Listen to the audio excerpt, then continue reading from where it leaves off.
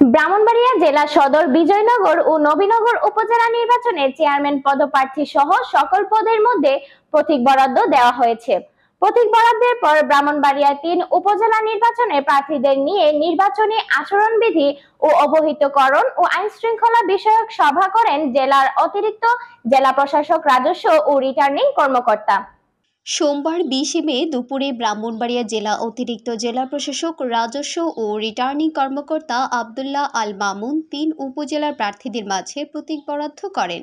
পরে ব্রাহ্মণবাড়িয়া ৩ উপজেলা নির্বাচনে প্রার্থীদের নিয়ে নির্বাচনী আচরণবিধি অবহিতকরণ ও আইনশৃঙ্খলা বিষয়ক করেন সহকারী রিটার্নিং কর্মকর্তা। সহকারী রিটার্নিং কর্মকর্তা জানান, পোস্টারে পলিথিনের আবরণ এবং প্লাস্টিক ব্যানার ব্যবহার বন্ধ, শব্দ দূষণ কমানোর লক্ষ্যে মাইকের সাউন্ড ৬০ ডেসিবেলের নিচে রাখা, পোস্টার ব্যানার সাদা কালো অথবা রঙিন করা যাবে। চেয়ারম্যান এবং ভাইস চেয়ারম্যানের নির্বাচনী ব্যয় ২৫ লাখ এবং মহিলা সদস্যদের ১ লাখ টাকা।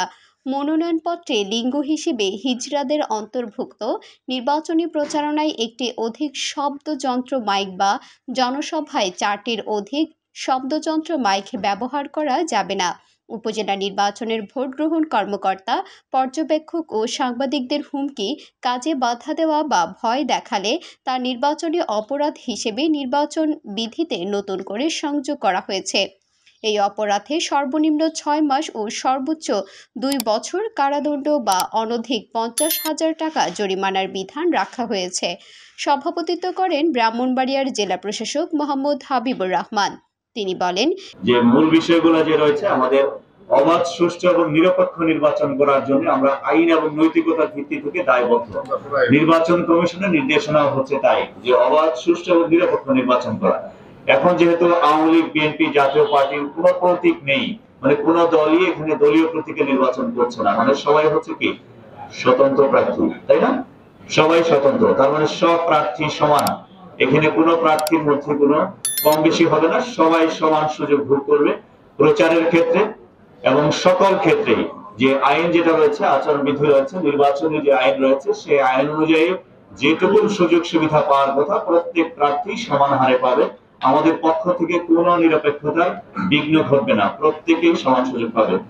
এ সময় ব্রাহ্মণবাড়িয়ার পুলিশ সুপার মোহাম্মদ সাখাওয়াত হোসেন, ৩ উপজেলার দায়িত্বপ্রাপ্ত সহকারী রিটার্নিং কর্মকর্তা ও প্রার্থী এবং প্রতিনিধিবৃন্দ সহ প্রিন্ট ও ইলেকট্রনিক মিডিয়ার সাংবাদিকরা উপস্থিত ছিলেন। উল্লেখ্য, ব্রাহ্মণবাড়িয়া জেলার সদর, বিজয়নগর ও নবীনগর উপজেলা নির্বাচনে চেয়ারম্যান প্রার্থী সহ সকল পদের মধ্যে প্রতীক বরাদ্দ দেওয়া হয়েছে। এর মধ্যে সদর উপজেলায় চেয়ারম্যান পদে ৫ জন, বিজয়নগরে ৬ জন এবং নবীনগর উপজেলায় ৮ জন প্রার্থী নির্বাচনে লড়ছেন। পথিক টিভি সংবাদের সাথে থাকার জন্য আপনাদের ধন্যবাদ জানাচ্ছি। আমাদের পরবর্তী সংবাদ পেতে আমাদের চ্যানেলটি লাইক ও সাবস্ক্রাইব করে রাখুন এবং কমেন্টে আপনার মতামত জানাতে ভুলবেন না।